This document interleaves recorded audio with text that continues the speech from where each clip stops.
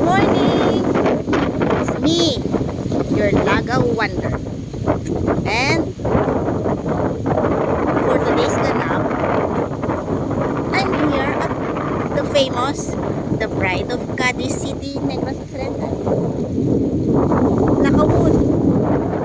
And ari ako sa likod banda sa isla. Lakawon is one of the country's famous and luxurious island resort. You could see ng mga basura. Hindi na nila basura.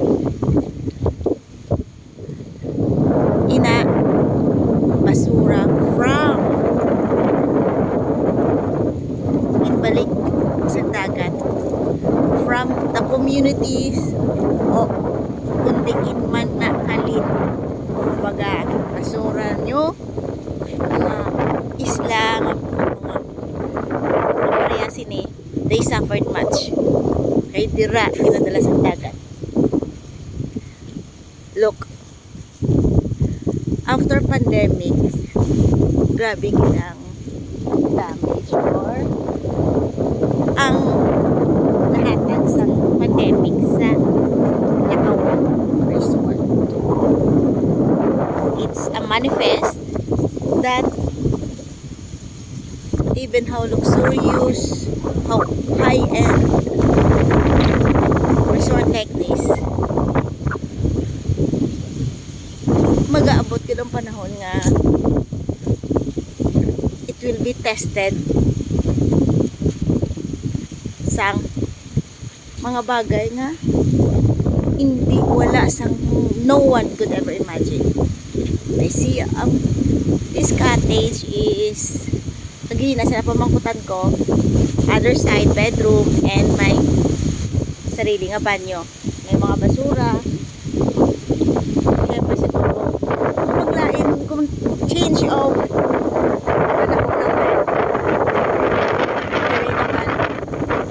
clear tutong sa biyak ang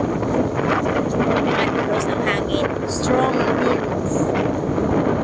Nakita nyo, it's low tide and very as in very low.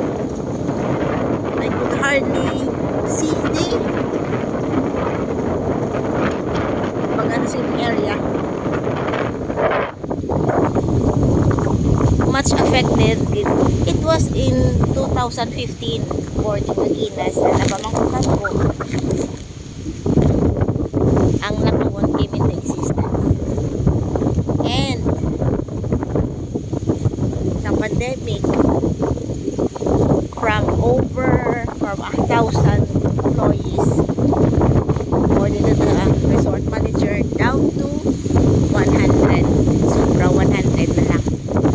So sad, but that is reality.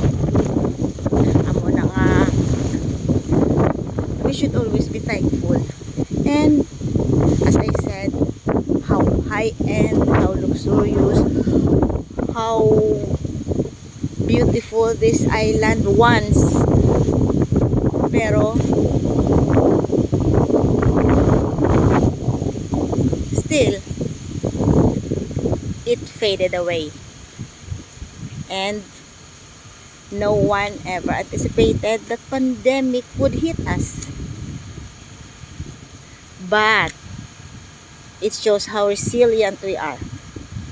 Kita nyo? Amat-amat bangon dyan po ng Lakawon, just like us. Those storms, those pandemic would give us a lesson. How to treasure, lesson to treasure what we have at this very moment. Sila nga nila, live a day as if it is your last. And this is their campsite.